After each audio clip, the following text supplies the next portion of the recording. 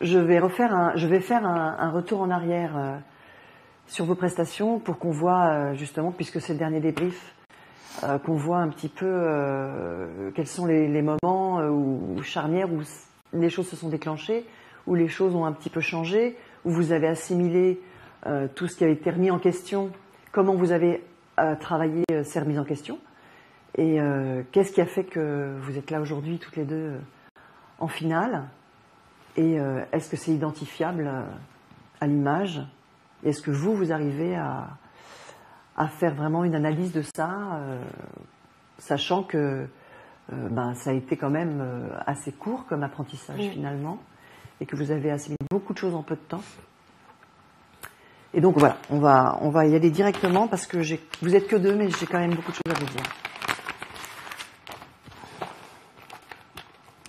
Alors Zahira, j'ai tenu à prendre certaines prestations, précisément, pas exactement les premières, parce que effectivement,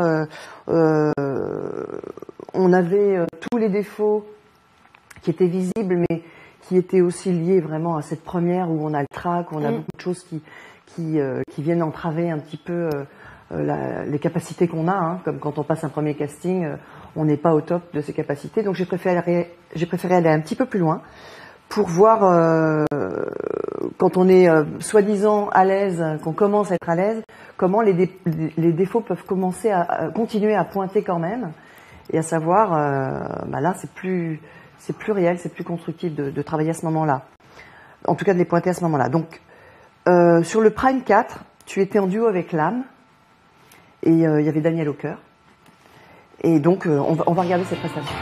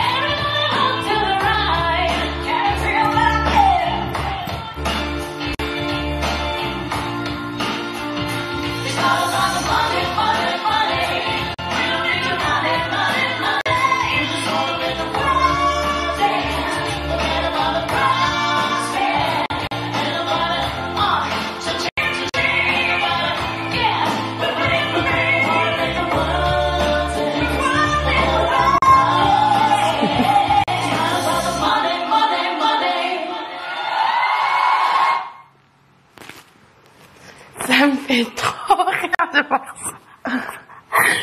Parce que je m'en rappelle trop de ce jour. Trop bien. Et ce jour-là, j'avais plus de voix. Et j'avais commencé le Prime. Déjà, j'étais pas du tout... Oui, je m'en souviens très bien. Ah ouais, j'étais trop stressée, mais de fou, quoi.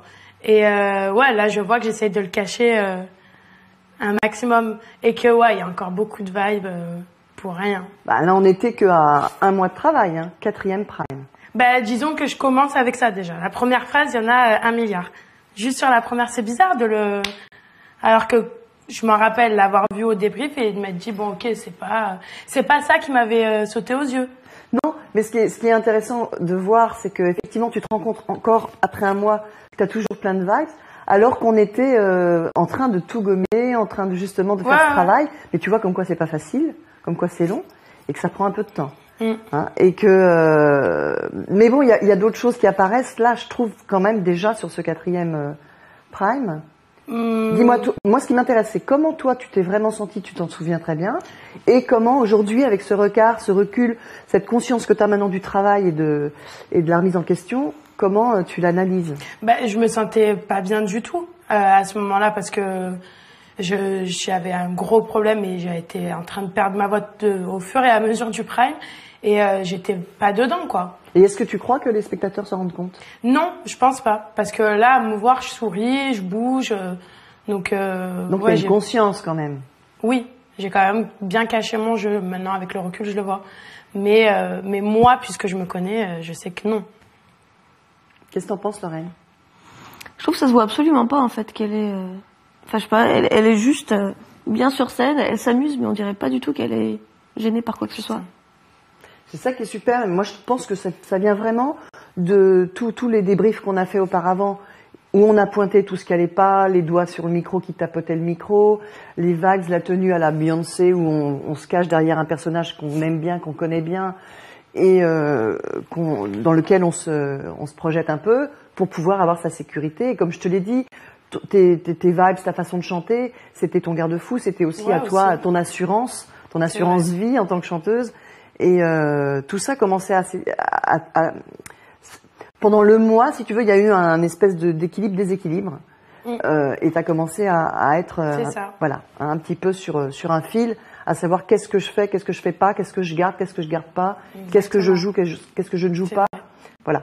Il y a eu tout cette bascule-là et on est vraiment à cette charnière-là, en fait, sur cette prestation-là. Parce que tu caches ton jeu. Toi, tu sais pertinemment dans quel état tu es. Tu sais pertinemment que la voix, c'est pas exactement ce que tu voudrais et que tu sais que tu peux aller plus loin.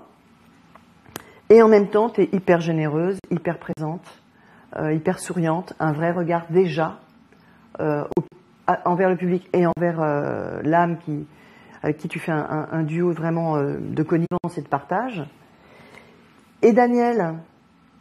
Daniel... Ça te fait quoi de le revoir là? Ça me fait du bien de le revoir.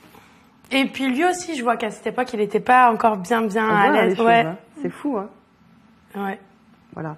Donc moi, je trouvais quand même qu'à cette étape du travail, tu commençais à prendre ta place. On va donc continuer. Là, nous étions sur le Prime 4 et nous allons rester sur le Prime 4, donc, avec cette battle qui était donc sur New York avec Daniel, Empire State of Mind. Et on en parlera après.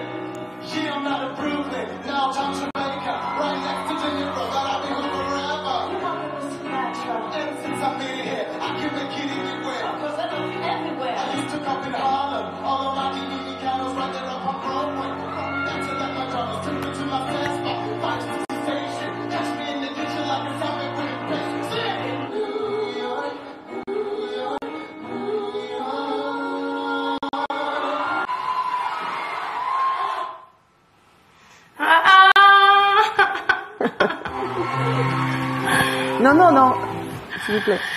Je l'aime, hein, voilà, c'est tout. C'est mon meilleur moment, voilà. Mon plus beau souvenir, c'est celui-là.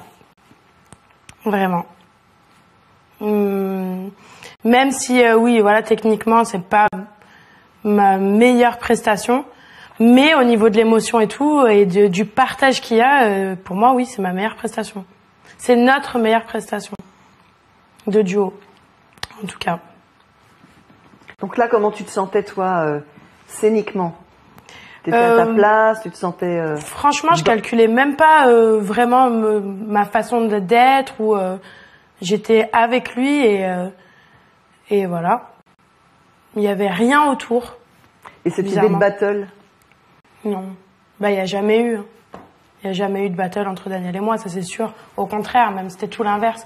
Mais c'était rigolo de le présenter en battle justement pour montrer que voilà, il y avait pas non plus que cet esprit compète, et il y avait battle, c'est un combat, mais ça peut être aussi un partage.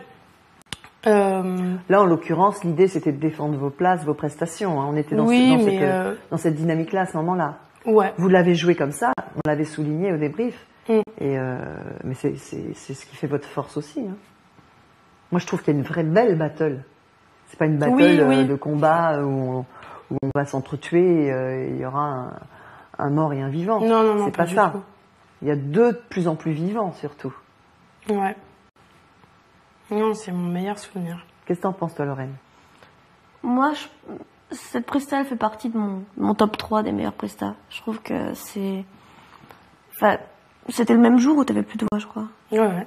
C'est pareil, c'est juste que ça se voit absolument pas et qu'elle est absolument dans le partage, quoi. Du début à la fin, on voit que... Je sais pas, que quand elle est avec Daniel, c'est comme si elle était invincible. Pour moi, cette prestation, c'est un exemple. C'est la prestation de Zahira. Même si c'est un duo, en ce qui te concerne, puisque ça te concerne ce matin, c'est magnifique. C'est ta prestation. C'est effectivement, techniquement, c'est pas parfait. On sent le problème de souffle. Hein, y a pas, dans la respiration est difficile. On sent la voix qui est pas complètement là, qui casse à des moments, mais qui est tellement dans cette générosité, tellement dans le lâcher prise complètement, et tellement dans cette liberté que justement, on n'est plus dans le côté c'est propre, c'est parfait, c'est technique, et on s'en fout. Moi, je vous ai toujours dit, je préfère quelque chose de plus sale et de plus bancal entre guillemets, mais quelque chose d'émotif plutôt que de la perfection devant laquelle on s'ennuie. Donc là, ce qui est absolument pas le cas. On ne s'ennuie pas une seconde. On a la mâchoire qui tombe et on n'a pas envie que ça s'arrête. Et c'est une vraie complicité, c'est un vrai regard, c'est une vraie prestation, c'est un vrai cadeau en fait.